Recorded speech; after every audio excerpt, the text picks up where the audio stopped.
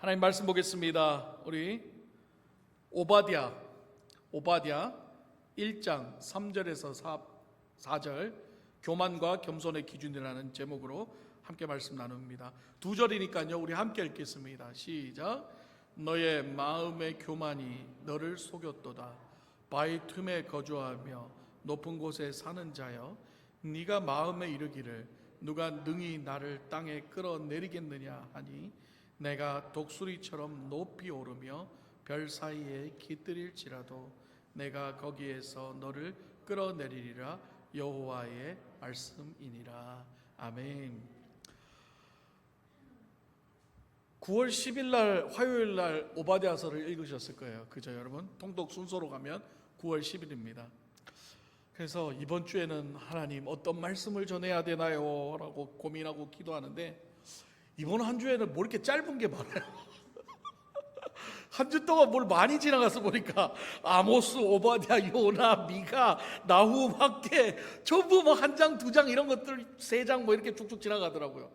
그래서 야 이걸 어느 걸 골라야 되나 이게 참 목사도 참 고민이에요. 그죠? 딱 정해져 있으면. 그래서 참 토요 새벽 기도회가 참 좋습니다. 정해진 본문 가지고 하니까 편해요. 그런데 이 주일 설교는 이렇게 좀 이렇게 범위가 이렇게 좀 이렇게 좁아야 이렇게 선택의 폭이 좁을 텐데 야 이거 이번에 너무 많더라고요.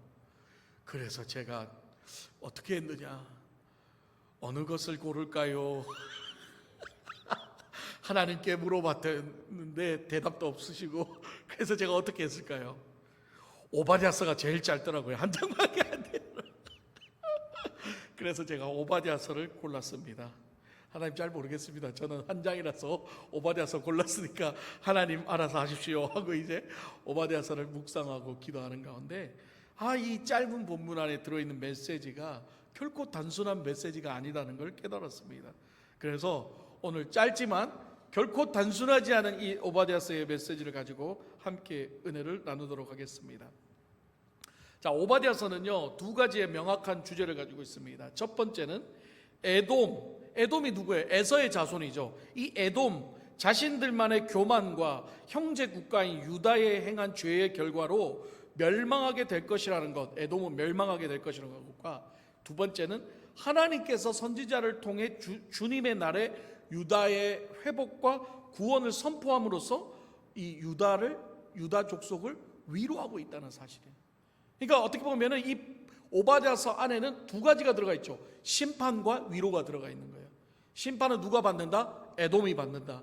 그럼 위로를 누가 받는다? 유다가 받는다라는 거죠. 오늘 우리는 이 두 가지 주제를 가지고 이 에돔이 멸망하게 된 이유와 유다가 왜 다시 회복될 수 있었던 원인을 살펴보면서 우리에게 주시는 하나님의 메시지가 무엇인지를 한번 알아가기를 원합니다. 자, 먼저 하나님께서 왜 에돔은 멸망할 것이라고 오바댜 선지자를 통하여 예언하셨을까요?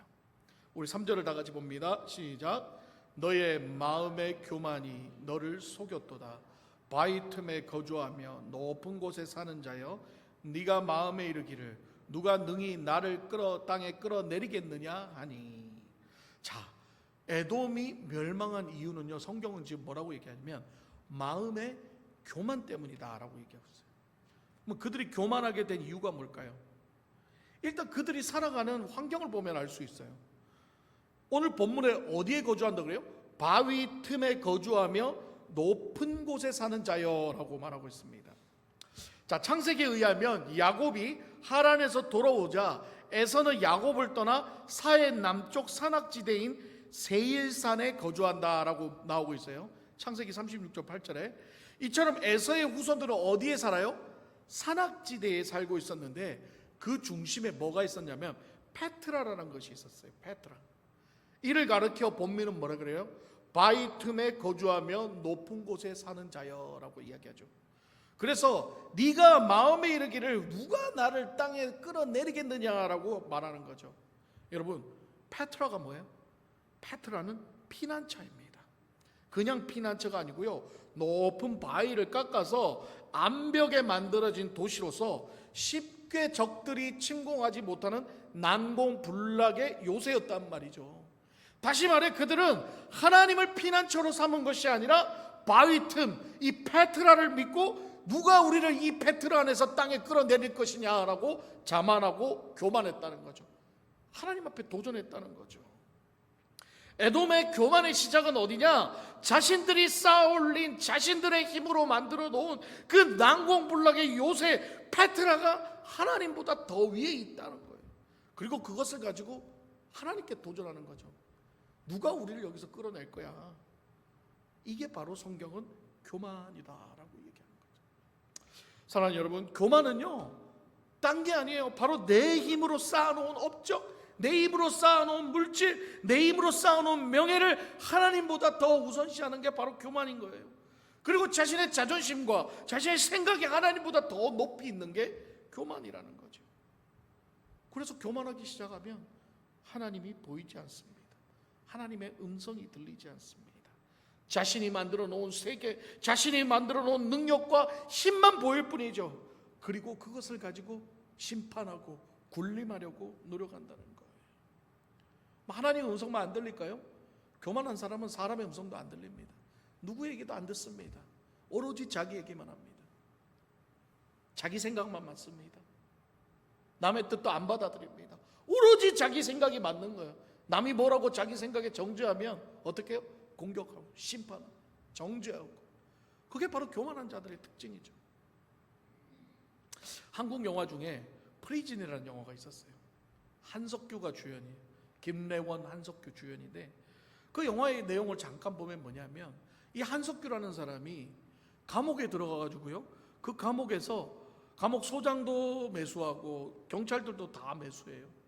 그래서 자기가 감옥의 제왕이 됩니다. 돈으로 다 매수한 거예요.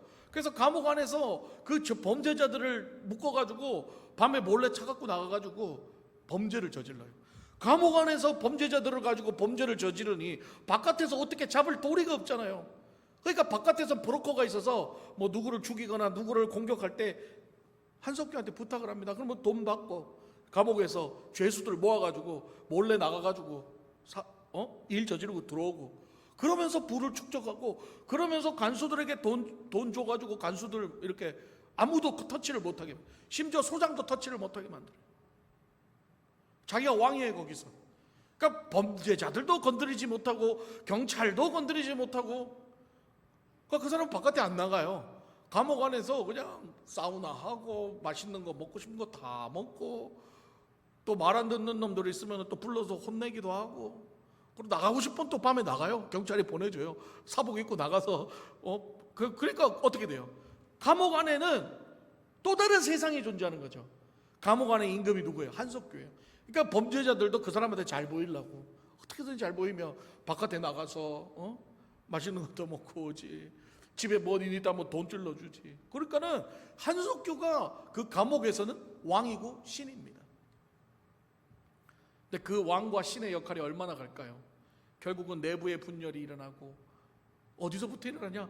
소장이 이거 못해 먹겠다, 짜증난다, 이제는 네 시다발이 못하겠다 이제, 그러면서 대들기 시작하고.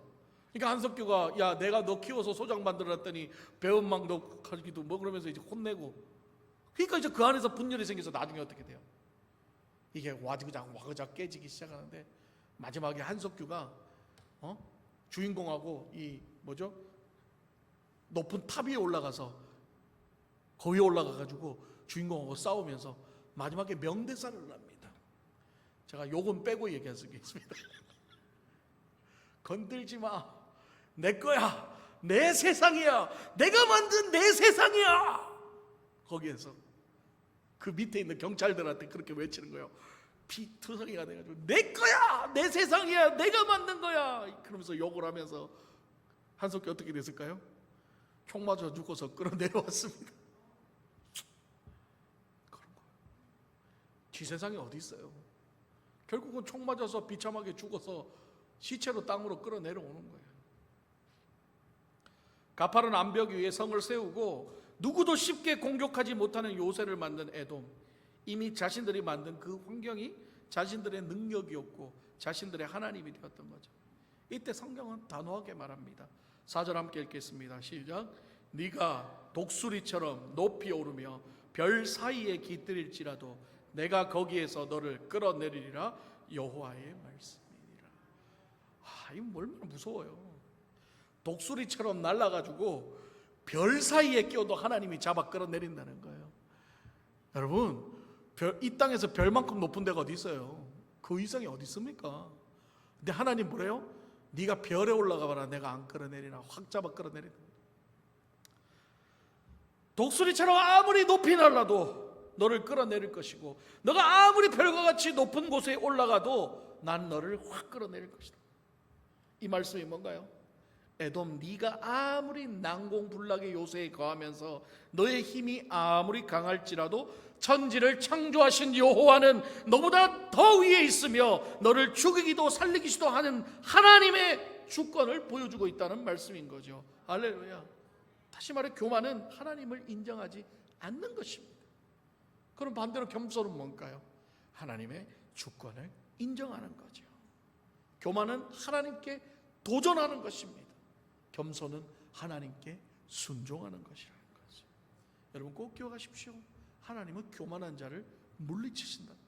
어디에 올라가도 다 끌어내시겠다는 거예요. 사랑하는 여러분, 오늘 성경은 말합니다. 교만은 하나님을 인정하지 않고 하나님의 주권을 거부하는 것이고, 겸손은 하나님의 주권을 인정하고 그 뜻에 따른다는 거예요. 그래서 성경은 교만과 겸손의 기준이 바로 하나님의 주권을 인정하느냐 인정하지 않느냐라고 말하고 있어요. 그리고 이 교만으로 인하여 심판당하는 일은 오늘 본문의 에돔뿐만 아니라 오늘을 살아가는 우리에게도 동일하게 적용된다고 성경은 말하고 있습니다.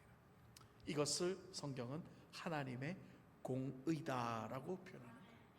1장 15절을 다 같이 세 번역으로 함께 읽겠습니다. 시작. 내가 모든 민족을 심판할 주의 날이 다가온다. 네가 한 대로 당할 것이다. 네가 준 것을 네가 도로 받을 것이다. 얼마나 무서운 말이에요. 심판의 날이 다가온다잖아요. 여러분, 심판의 날은 분명히 옵니다. 이때만 오는 게 아니에요. 우리의 심판의 날도 분명히 온다는 거예요. 여러분, 쉽게 생각하면 안 됩니다. 우리의 심판의 날이 언제 예수님 재림하면 그때 심판하시겠지. No! 하나님의 심판의 날은 오늘 저녁이라도 이룰 수 있는 거예요. 오늘 저녁이라도 네 생명 내가 걷어가면 너 어떻게 할 거야? 예수님 말씀 못 들었어요? 네가 아무리 쌓아놓고 힘을 길러서 가지고 있더라도 온 저녁에 네 영혼 데려가면 그거 10원짜리 하나라도 가져갈 수 있나요? 이 세상의 많은 왕들이 그렇게 오래 살아보려고 발버둥 치고 발버둥 쳤지만 결국은 어떻게 해요? 너는 흙으로 돌아갈지라. 전부 다 흙으로 다 돌아갔어요. 심지어 파라오도 살아보겠다고 산채로 집어넣어서 미라를 해도 미라가 살았어요? 없습니다. 못 삽니다. 생사화복의 여타를 지는 건 우리 하나님이신 줄 믿습니다. 그 하나님의 주권 앞에 우리는 한낱 피조물밖에 안 되는 거예요. 그 하나님이 지금 얘기하시는 거예요. 정신 차리라는 거예요. 교만하지 말라는 거예요. 내가 너를 심판한다는 거예요. 교만한 자는 누구도 여유 없이 심판당할 것이며, 이 심판의 메시지는 구약시대뿐만 아니라 오늘날까지 동일하게 적용된다는 거예요.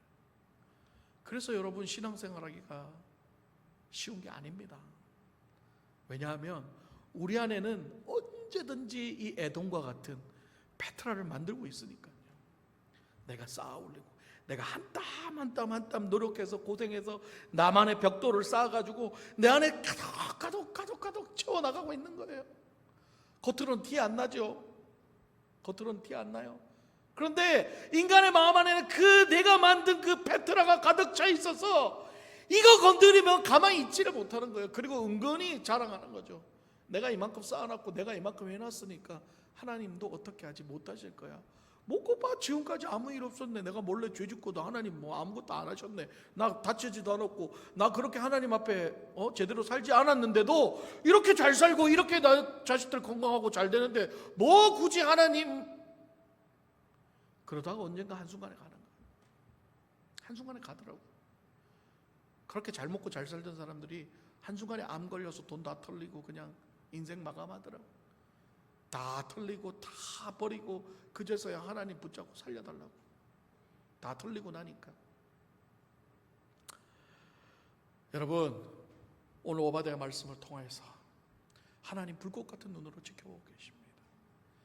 네가 독수리같이 높이 올라가도 별과 같이 높은 곳에 있을지라도 네가 교만하면 반드시 끌어내린다. 반드시 심판하신다. 우리는 긴장해야 되는 거예요. 교만하지 않으려고 노력해야 되는 거예요. 참 무서운 말씀이에요. 그런데 제가 아까 오바댜의 말씀에 두 가지라 그랬죠. 첫 번째는 에돔의 심판에 관한 혹독한 말씀이었지만 두 번째는 또 뭐가 있다 그랬어요? 유다의 회복에 관한 말씀이 있다 그랬어요. 그렇습니다. 만약에 이 하나님의 심판만 있었다면, 만약에 이 하나님의 심판만, 공의의 하나님만 있었다면 지금 이 자리에 앉아 있을 사람 아무도 없습니다. 다 죽어 지옥 가야 될 사람들이, 언제 죽어도 죽었어야 될 사람들, 언제 고통당해도 고통당했어야 됐고 언제 죽어도 죽었어야 될 사람들이 지금 살아서 앉아서 하나님 앞에 예배를 드리고 있는 것은 바로 공의의 하나님 말고 바로 사랑의 하나님도 있었기 때문이라는 사실이에요. 할렐루야. 그 사랑의 하나님이 우리를 긍휼히 여기셨기 때문에 우리가 이 자리에 지금 앉아 있는 거예요. 하나님께서는 창세기를 통하여 아브라함에게 약속을 하셨습니다. 창세기 12장 3절을 봅니다. 너를 축복하는 자에게는 내가 복을 내리고 너를 저주하는 자에게는 내가 저주하리니 땅의 모든 족속이 너를 인하여 복을 얻을 것이니라 하신지라. 아멘. 하나님께서 아브라함에게 약속하셨잖아요. 뭐라고요? 아브라함 자손에게 축복을 하는 자는 복을 내리시고 저주하는 자에게는 저주를 내리신다고 하셨어요. 하나님께서는 아브라함의 약속하신 이 언약을 오늘까지 지키시는 하나님이신 줄 믿습니다. 할렐루야. 우리 그 하나님을 신뢰해야 돼요. 따라서 유다 백성에게 저주를 한 에돔이 멸망하는 것도요, 유다 백성들을 다시 회복시키고 살리시는 것도 다 우리 하나님의 언약의 성취라는 거예요. 할렐루야.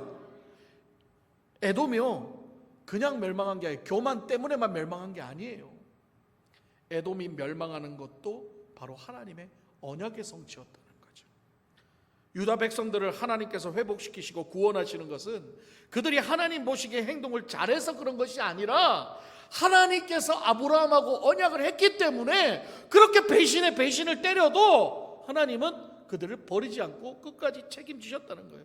이 언약은 창세기 17장 7절을 통해 이렇게 말씀하고 계십니다. 함께 읽겠습니다. 시작. 내가 내 언약을 나와 너 및 내 대대 후손 사이에 세워서 영원한 언약을 삼고 너와 내 후손의 하나님이 되리라. 아멘.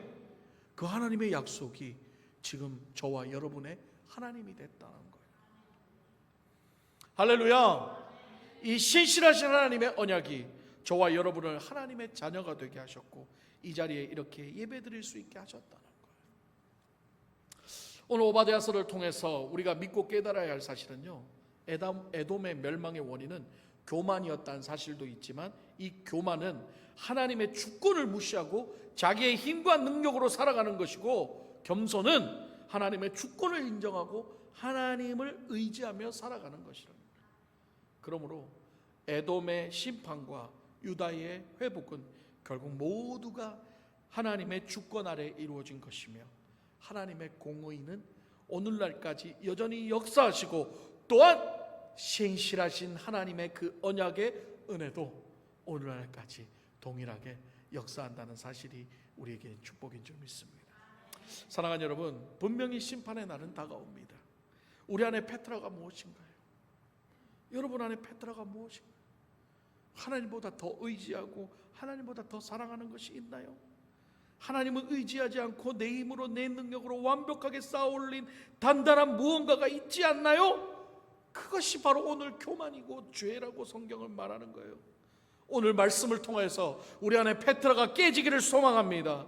절대 깨질 수 없는 난공불락의 요새라 할지라도 하나님께서는 그것을 끌어내리고 깨부신다고 말씀하고 계십니다. 그러므로 우리 안에 페트라가 깨지고 부서지고 무너지는 것에 두려워하면 안 돼요. 깨지고 무너지고 부서질 때 참 괴롭습니다. 마음이 힘듭니다. 정말 어려워요. 마음이 힘들어요. 하나님이 우리 안에서요, 우리의 자존심, 우리의 그런 페트라, 우리의 교만한 마음을 깨기 시작을 하면은요, 아픕니다. 여러분, 뭐든지 깨면 아프잖아요. 망치로 때려야 되고. 그냥 깨지는 게 어디 있어요? 깨질 때마다 아픈 거예요. 그런데 그 깨지는 아픔이 결국은 우리에게 은혜로 다가올 줄 믿습니다. 그리고 다시 하나님을 바라보게 된다는 거예요. 만신창이가 되더라도 자신의 모습을 보고 좌절하고 낙심하는 것이 아니라 이런 모습에 우리라도 하나님께서는 사랑하시고 약속의 은혜를 베푸신다는 그 확신을 가지고 그 은혜 때문에 다시 너덜너덜해도 또 오는 거예요. 그리고 다시 하나님께 매달리는 거예요. 그때 하나님 우리를 회복시키신다. 우리를 위로하신다.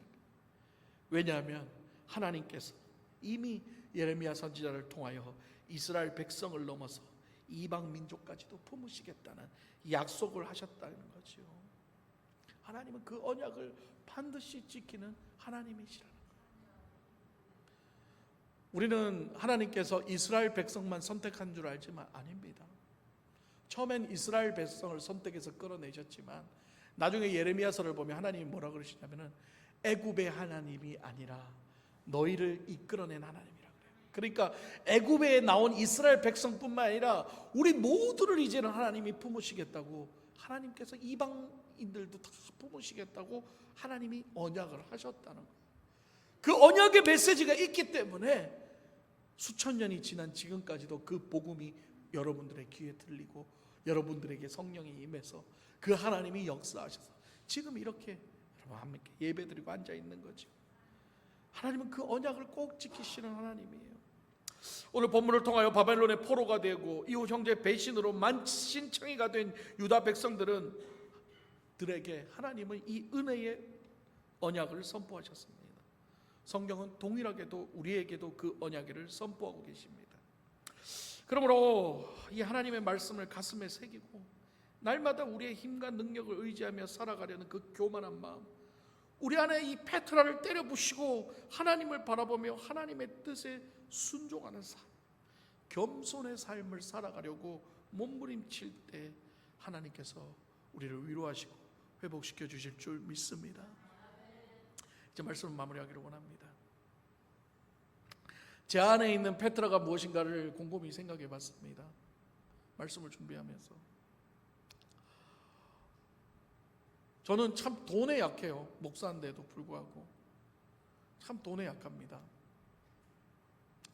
중고등학교 시절 때 참 이 경제적으로 힘들게 지냈어요. 너무 힘들었어요. 그때는 어머니 아버지 이혼하시고 아버지가 생활비 보내줘서 그 엄마 밑에서 자라면서 그 돈 가지고 살았는데 중학교 2학년 때는 집에 차비가 없는 거예요. 학교로 가야 되는데 승차권을 썼는데 승차권이 다 떨어져가지고 학교 갈 차비가 없어서 엄마한테 차비 달라고 그랬더니 우리 엄마도 돈이 없는 거예요. 100원이 없어요.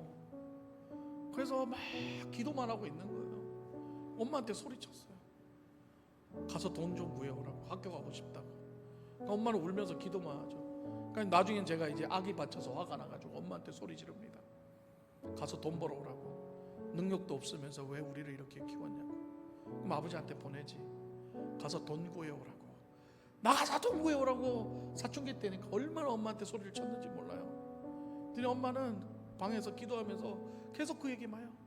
하나님은 살아계시다. 하나님은 살아계시다. 하나님은 살아계시다. 계속 그 소리만 치고 울면서 기도만 하는 거예요. 그래서 내가 뭐라 그랬겠어요. 하나님 살아계신 건 알겠으니까 나가서 돈 벌어오라고. 엄마 마음에 못을 박았죠. 그때부터 참 이 돈에 대한 집착이 컸습니다. 제가 목사? 저는 꿈도 안 꿨습니다. 저는 죽어도 목사 안 한다 그랬어요. 우리 엄마가 전도사였으니까.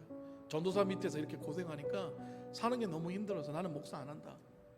나는 돈 열심히 벌어서 장로 돼서 난 내 새끼들 잘 먹고 잘 살려고 나는 편안하게 살겠다. 그게 제 목표였어요. 그래서 그렇게 열심히 나는 돈 벌고 살기를 원했습니다. 근데 보니까 악착같이 돈에 대한 집착이 강해요. 그런데 하나님 은혜로 저를 또 목사를 만드셨네. 목사를 만드신 거예요. 저는 이민생활을 18년, 19년째 하고 있지만 이민생활 하면서요 홀홀단단 이 아무도 없는 이 미국에 살면서 누구한테 도움을 요청할 수 없으니까 저한테 있는 거는 유일하게 제 도움은 뭐냐면 제 통장에 들어있는 돈이 제 힘이었습니다. 죽기 살기로 돈을 모아놔요. 왜? 갑자기 무슨 일 생기면 누구한테 돈도 끌 수도 없고 한국에서 돈도 줄 수 있는 상황도 아니고, 그러니까 통장에다가 한번 1,000불, 2,000불씩 항상 넣어놓고, 그게 진짜 이런 말 하면 되죠. 신주단지 모시듯이 목사가, 지금은 안 그렇습니다. 그걸 모셔놓고 거기 돈 떨어지면 늘 불안해하고 그랬어요. 그만큼 돈에 대한, 하나님 앞에 헌금을 드려도 늘 계산을 하는 거예요. 계산을 하는 거예요. 아, 요거밖에 못하고 요거는 못하고 요거 못하고, 맨날 내가 먼저 냈을 거부터 먼저 떼고 하나님 앞에 남는 거 드리고. 어느 날 설교를 듣는데 목사님 헌금에 대한 설교를 하시는데, 구약시대 때는 11조를 했지만 신약에 와서는 예수님이 네 전부가 하나님 거다. 그러니까 10의 1조 내고 나머지 내 거라고 그렇게 교만하고 살면 안 되고, 10의 1조를 최소한에 하는 거는 하나님 앞에 내가 드릴 수 있는 내 믿음의 최소한의 단위를 보여주는 거다. 최소한 그거는 보여줘야 되지 않겠냐라는 말씀을 하시더라고요. 그러면서 믿음이 생기면 헌금해라 하더라고요. 근데 저는 헌금할 때마다 발발발발 떠는 거예요. 한 번은 그 마음 때문에 자꾸 계산하고 쪼개고 그러다가 차 타고 가다가 그 설교를 했다가 차를 세워놓고 엉엉 울었어요. 하나님, 나는 언제 믿음이 자라서 하나님 앞에 계산하지 않고 그냥 하나님 앞에 내 믿음으로 헌금할 수 있을까? 그게 안 되더라고요. 목사가 돼도 안 되더라고요. 잘 안 돼요. 너무 힘들었었어. 내 안에 그 페트라가 너무 강했어. 그런데 하나님이 알칸사 사랑의 교회를 보내셔가지고 다시 그런 경제적인 힘든 걸 겪게 하시는데, 여기서 하나님이 그 페트라를 깨게 하시더라고요. 통장에 계속 잔고가 줄어드는데 불안한데 죽겠는데 하루에 12번도 어카운트를 보면서 괴로워서, 하나님 왜 이러시냐고, 그냥 캘리포니아에서 잘 먹고 잘 살게 놔두시지 좀 이제 살만하니까 또 왜 일로 보내셨냐고 원망의 기도도 참 많이 했습니다. 근데요, 그 과정 속에서 하나님은 제 안에 이 페트라를 깨부시더라고요.